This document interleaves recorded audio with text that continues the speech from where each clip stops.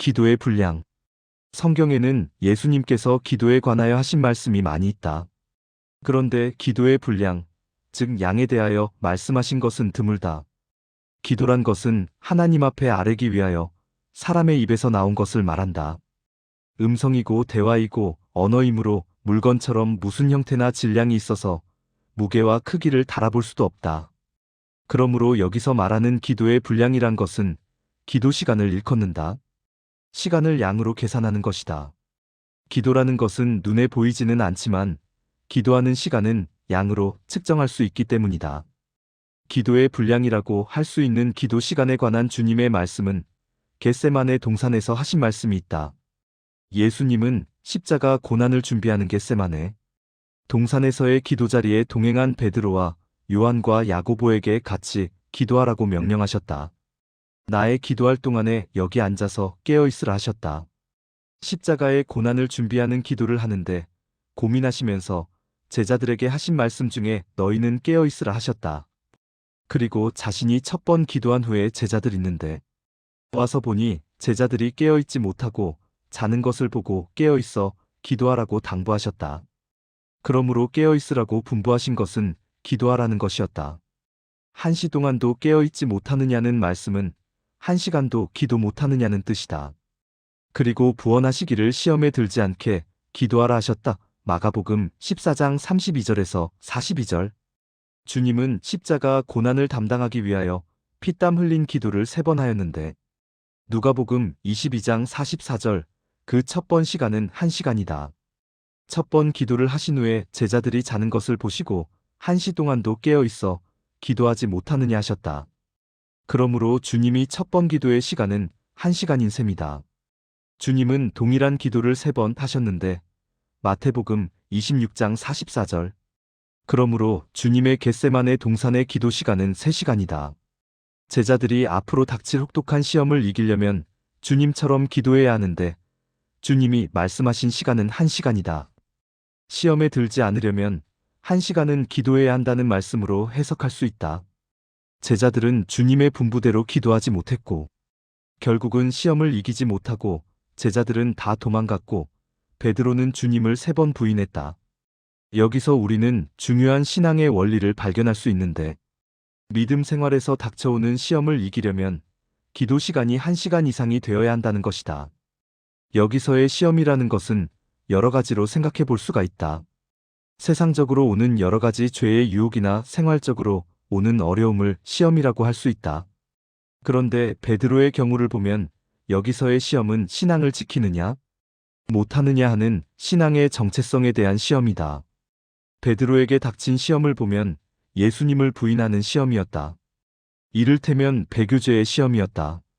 사단이 밀가부르듯 하려고 청구함으로 말미암아 오는 무서운 시험이었다.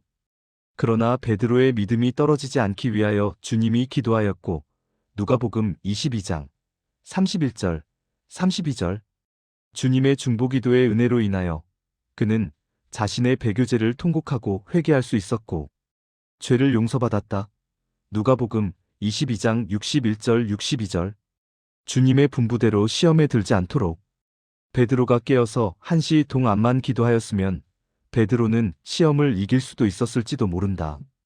그러나 베드로의 연약함을 아시는 주님은 베드로가 기도하지 못함으로 시험을 이길 수가 없었고 이로 인해 주님을 3번 부인할 것을 아시고 예언하셨고 누가복음 22장 34절 베드로를 위하여 중보하신 것 같다.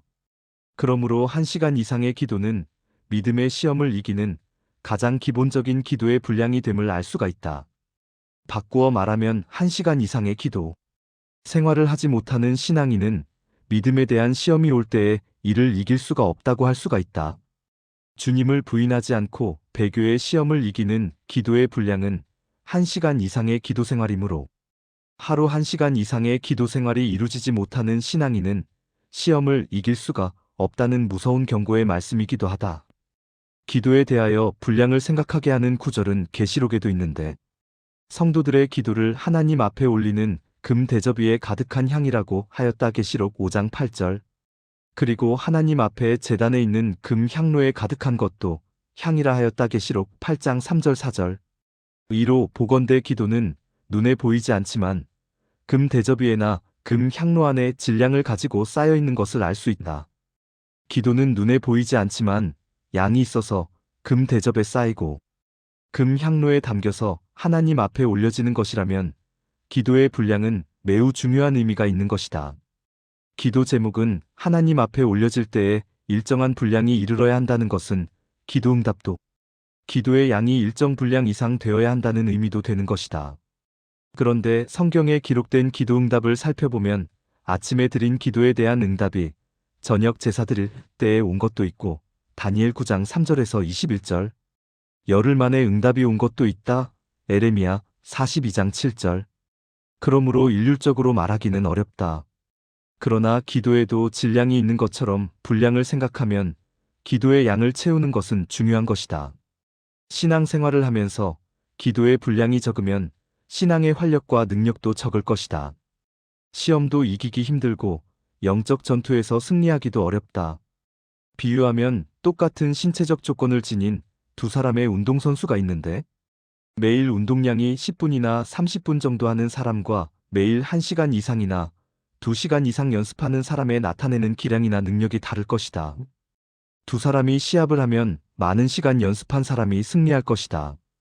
신앙인의 기도 생활도 마찬가지로 기도는 영적인 체력을 단련하는 것으로 기도 생활이 약한 사람은 영적 체력이 약할 것이므로 영적 전투에서 승리할 수가 없다.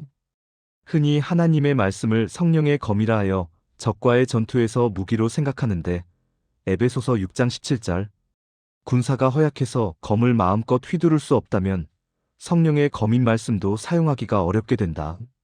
신앙인에게서 말씀과 기도는 양날개 같은 것으로서 하나라도 부족하면 능력 있는 신앙이 되기 어렵다.